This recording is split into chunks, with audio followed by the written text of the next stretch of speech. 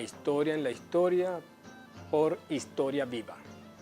Habíamos hablado anteriormente de historiadores, o a los que se tiene como historiadores en el mundo occidental, sobre todo en Grecia, el mundo helénico y el mundo romano, quienes escribieron y relataron y narraron sucesos y acontecimientos relacionados con la historia de acuerdo con lo que el término implicaba en esa época. Además hicimos una asociación con eso que llaman las edades míticas y los ciclos en la historia, porque con eso nos vamos a topar no solamente en el pensamiento histórico, no solamente en la vida de la evolución humana, sino también en referencia con la vida política, tal cual como vimos con un ejemplo de Cicerón. La historia, o la historia que nosotros conocemos como historia con un origen, y una historia de acontecimientos, y una historia que cristaliza en fenómenos, hechos, situaciones, procesos, se da con la cristiandad. Sería muy mezquino, y se es mezquino al decir que con el mundo o la visión que el judaísmo, los hebreos difundieron, no reconocerles que la historia, tal cual como nosotros la conocemos, o la visión del tiempo, o la visión de la historia como una evolución desde un origen,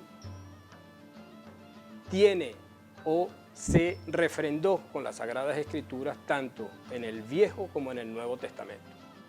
Y lo que se desarrolló como cristianismo, rompieron con esquemas, no que desaparecieron, sino que rompieron con esquemas de los ciclos en la historia. Porque la historia, de acuerdo con la cristiandad, es una historia sobre todo dividida en tríadas. Uno puede pensar la historia de la cristiandad como encarnación, como eternidad y mundo celestial. Pero hay otras tríadas, como vamos a ver más adelante. Y ese tipo de historia tiene que ver con un origen y con un propósito inherente o intrínseco a ella. Es decir, a la historia en el mundo cristiano se le otorgó no solamente un lugar fundamental, ya lo hemos dicho, por los orígenes, sino también por el propósito que ella tenía en la mundanidad o en el mundo terrenal. Hay tres elementos fundamentales asociados con la difusión del cristianismo.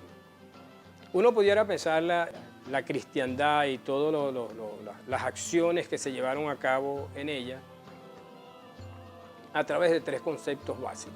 Uno primero, que era su carácter misionero, misional o misionario, como algunas traducciones lo tienen, porque su propósito era convertir a gentiles, neonatos, neófitos, bárbaros al cristianismo. ¿Para qué? Para que salvaran sus almas y se alejaran del pecado. El segundo, el mesianismo, que derivó en cristología. ¿Qué significa eso? Bueno, Cristo como el Salvador, por la resurrección para llevar a los hombres por el camino del bien. Y en tercer lugar, y quizás esto es lo más importante y lo que diferencia la concepción de la historia en la cristiandad con respecto no solamente al mundo greco-romano, sino también con respecto a la historia según como la veían en la India o la veían en China y en algunos espacios territoriales del Asia, que se relaciona con el término escatología, que también su sinónimo es teleología. ¿Con qué tiene que ver con esto? Bueno, con que la historia tiene un sentido y un final, un propósito, como decíamos antes, inherente a ella o al proceso histórico, que es el juicio final. Esto es, por eso se dice que la concepción de historia se relaciona o tiene una gran asociación con la concepción del tiempo tal cual como no solamente en las Sagradas Escrituras, sino también que por vía de la oralidad se ofreció para que se elaborara el Antiguo Testamento desde el siglo VIII. Es decir, se tiene que la historia o los elementos que van a caracterizar la historia moderna, porque así sea, así la consideremos como una historia adherida o forma parte de la cientificidad, muchos de los elementos que se le atribuyen y caracterizan a la historia tienen que ver con lo que con la cristiandad se difundió acerca de ella. De estos aspectos, de estos tópicos, vamos a continuar conversando en la parte que viene, además de poner algunos ejemplos, sobre todo de una de las figuras emblemáticas de la cristiandad después del siglo V, que fue Aurelio Agustiniano. Ya regresamos.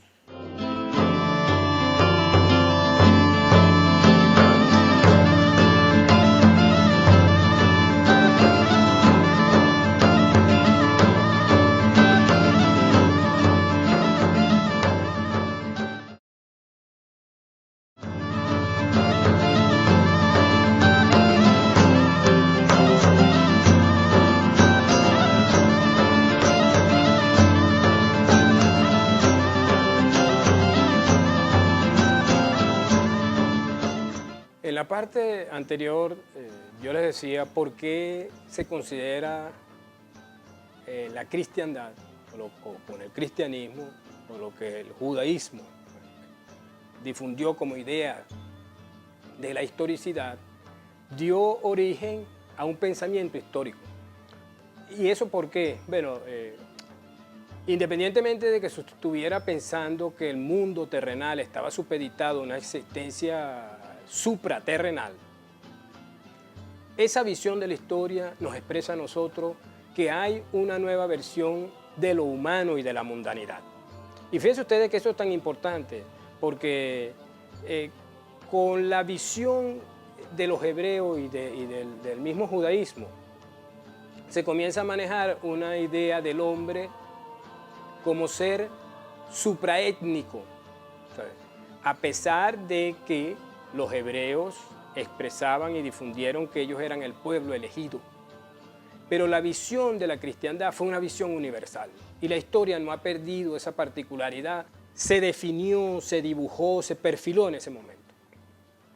Inclusive, eso que se llama la filosofía de la historia, que es un concepto creado en el siglo XVIII. La filosofía de la historia que se fundó en ese momento, que no la denominaron así, sino que en el siglo XVIII se llamó de ese modo a una historia que tenía un origen y un propósito intrínseco a ella. Ya Voltaire en 1775, en su ensayo sobre las costumbres, había definido la filosofía de la historia de esa manera. ¿Y quién fue o a quién se tiene como el padre de la filosofía de la historia? A quien les había dicho hace un rato, que el caso de Aurelio Agustino, mejor conocido como Agustín, San Agustín o Agustín de Hipona, quien en sendos textos, sobre todo uno llamado La Ciudad de Dios, que se tiene publicado en el 420 después de Cristo, e inclusive sus confesiones, muestra esa tesitura de la historia y del papel de los seres humanos y sobre todo de la Iglesia dentro de la mundanidad. ¿Cuál era el papel que iba a cumplir la Iglesia en la mundanidad? Bueno, conseguir la mayor cantidad convertir a la mayor cantidad de gentiles en seres que iban a lavar sus pecados. Pero además en ese texto no solamente elaborado por Agustín de Hipona y relacionado con el conflicto entre el bien y el mal, o análisis que hizo uno de sus discípulos que fue Orosio, y texto que él había escrito, ese de La Ciudad de Dios sobre todo, porque los paganos acusaban a los cristianos de la derrota ante los godos en el 410. Y Agustín lo que estableció y difundió allí, había tenido Roma, no se debían al cristianismo porque ya se habían dado anteriormente. Pero dentro de eso que se conoce como la filosofía de la historia y que se comienza a ver la historia como en un sentido, con un propósito específico, se difundió a través de la idea de una tríada, que sería retomada y se manejaría en los tiempos modernos de otro modo, pero que tenía que ver con la creación, caída y redención. Fíjense ustedes que una idea que estaba dentro del mismo Nuevo Testamento, como era la parucía cristiana, que es decir, que era la segunda venida de Cristo, tenía una connotación fuertemente histórica. Y era esa connotación que le había dado o se había dado, sobre todo, bueno, en un principio ya uno lo puede visualizar en quien había sido maestro de Agustín de Hipona en Milán, Ambrosio, que era lo relacionado con, no solamente con las expectativas y con las experiencias que él estaba viviendo en esa realidad como decadencia de Roma en el siglo V y que lo llevó a no solamente a reflexionar y a argumentar que los cristianos no eran culpables de esa derrota de manos de Alarico en el 410 y además lo que se constituyó en uno de los elementos fundamentales y que sería retomado en la época moderna y que se asocia con el tiempo. De esta visión del tiempo, o sí, pudiéramos decir que novedosa, en Agustín de Hipona o San Agustín, sobre todo en sus confesiones, hablaremos de ello en la próxima parte.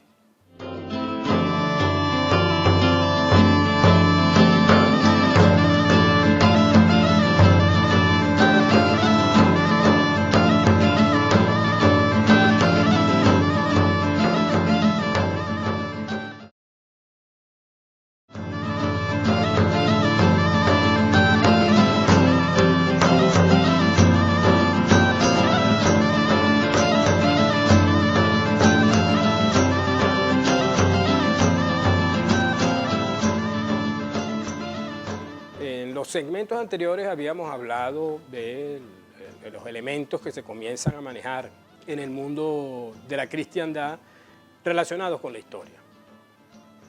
Decíamos, y no se nos debe olvidar eso, que bueno, la historia en ese periodo también se ha agregado el nombre del mundo medieval o imaginario medieval, tuvo que ver con esa historia con un sentido y un propósito.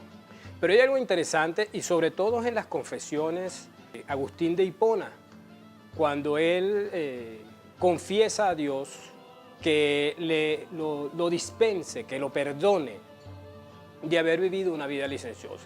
Debemos recordar que Agustín, su madre, lo había estado preparando para que fuera sacerdote, pero él se desvió el camino, vivió con una concubina, tuvo un hijo, a la que abandonó por dedicarse al mundo del sacerdocio, pero muchos biógrafos recuerdan de él que él decía que le pedía a Dios que le diera continencia y castidad, pero todavía no.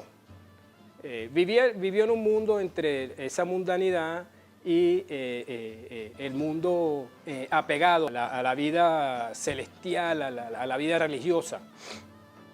Y eso lo muestra inclusive en sus escritos, sobre todo en La Ciudad de Dios, que si uno lee no logra ver la diferencia entre una y otra y cómo se va a resolver esa situación, cosa que sí intentó hacer a partir de sus lecturas su discípulo Orosio. Para el momento, y es a principios del siglo V de nuestra era, que Agustín dijo que el tiempo no tenía ser. Quizás algunos puedan decir, bueno, pero eso lo dijo Heráclito y tal. Cuando en sus confesiones le pregunta a Dios, ¿dónde estabas tú cuando se hizo el mundo? ¿Dónde estabas cuando se crearon las lenguas? ¿Qué estabas haciendo? Tú sabes, todas unas preguntas y que yo les recomiendo que lean eso porque ahí hay una visión del tiempo que todavía bueno, y ahora se habla de huecos negros del tiempo, en fin, pero él decía que el tiempo no es que era nada, sino que el tiempo no tenía un ser porque constantemente estaba dejando de ser. Lo único que tenía ser, lo que conservaba, era la eternidad. Esa tríada que yo les he mencionado en otras oportunidades, que tenía que ver con encarnación, eternidad y mundo celestial, tiene como atributo, como característica, como particularidad, una visión del tiempo y una visión de la historicidad, que era lo que quería expresar hace un rato, ¿sabes? Esas visiones de la historia más bien nos muestran a nosotros en el mundo contemporáneo que los seres humanos estaban alcanzando nuevas formas de abstracción. Y alcanzar esas formas de abstracción comienzan a expresarlas de algún modo. Y nosotros podemos pensar, bueno, lo que vino posteriormente a la cristiandad, cómo se ha acusado a la cristiandad de algunos aspectos negativos en la vida de los seres humanos. Independientemente de eso, nosotros tenemos que visualizar de que la historia adquiere un carácter y unos atributos temporales que se sentaron en esa época. Se sentaron en la época de la cristiandad y que dieron origen sobre todo a una noción del tiempo y lo que se desarrollaría posteriormente y sobre todo lo relacionado con los acontecimientos, porque la cristiandad tiene que ver también con eso, porque el bautismo, la Candelaria, por ejemplo, o la conmemoración del bautismo y los Reyes Magos, todo eso son acontecimientos y la historia no era usual a lo que se conocía como historia anteriormente, que eso se le tomara en cuenta. Se tiene como a Dionisio el Breve hacia el 525, que fue el primero en utilizar, al escribir decía antes de Cristo o después de Cristo. Eso que nosotros lo vemos constantemente en las enciclopedias, en los libros, eso se hizo usual y se estableció en el siglo XVIII. Pero el primero que lo empezó a utilizar fue en el siglo VI. En fin, muchos de esos elementos que nosotros que tenemos ahora como algo natural y común de la historiografía se sentaron en esa época. Y no se nos debe olvidar, y es en esto lo que quiero hacer énfasis, es una visión del tiempo, independientemente que sea un tiempo que se ve como escatología, como teleología, como un tiempo que va a culminar como un propósito, el juicio final, por ejemplo, o la llegada del paraíso terrenal, pero también la idea del acontecimiento. La encarnación, la parucía cristiana, esos son acontecimientos que se esperan, ¿no? Y son acontecimientos y son cortes e hitos en la historia, porque así trabajan los historiadores. Y eso en la cristiandad se comenzó a establecer, hay que establecer esos hitos y esas... Pero fíjense ustedes, en el siglo XVIII se hablaba de eso antes y después de Cristo, pero todavía nosotros leemos textos en el siglo XIX y bien avanzado el siglo XIX y podemos apreciar, porque no solamente era después se estableció antes y después de Cristo, porque se confundía y toda la cristiandad tenía que ver con eso. ¿Cuándo se inició el mundo? Algunos decían que era la creación, otros decían que era con el diluvio, eso fue posterior. Otros decían que era con los hijos de Noé, con Sem, Jafé y Can. De hecho, lo que conocemos nosotros como continente en esta época están asociados, lo asociaban. O sea, en el caso de Isidoro de Sevilla, por ejemplo, que hizo un mapa lateno, que él decía Asia es Sem, Europa es Jafet y África Can, los hijos de Noé. Entonces, y eso eran acontecimientos, porque inclusive el diluvio se tenía como un acontecimiento y un acontecimiento de los orígenes. Y ese es un elemento fundamental y eso se hizo un hábito común de percepción de la historia, de los orígenes, con la cristiandad. He hecho referencia a estos elementos en este momento porque son importantes para nosotros seguir viendo ese personaje principal que nosotros hemos escogido para hablar de la historia en la historia, como es la historia. Valgan estas cacofonías porque esa es la intención. Nuestro personaje principal es la historia. ¿Y quiénes hicieron la historia? Y esa historia que la hemos conocido a través de narrativa, a través de relatos, a través de representaciones que nos ayudan a comprender el mundo que estamos viviendo y también a ver el mundo como una continuidad en la que las rupturas abruptas, las negaciones absolutas de lo antiguo o de lo anterior no se borran. En los siguientes programas vamos a dedicar ya a lo que la historia comenzó a perfilarse después de la época carolingia. Debemos decir ya, ¿y por qué esto? Bueno, la Europa, porque es Occidente, nosotros somos hijos de Occidente y eso no lo podemos negar.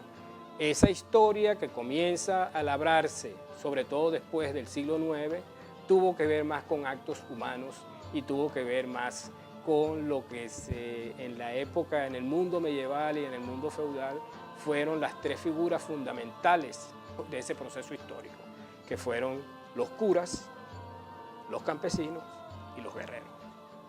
Muchas gracias, nos vemos.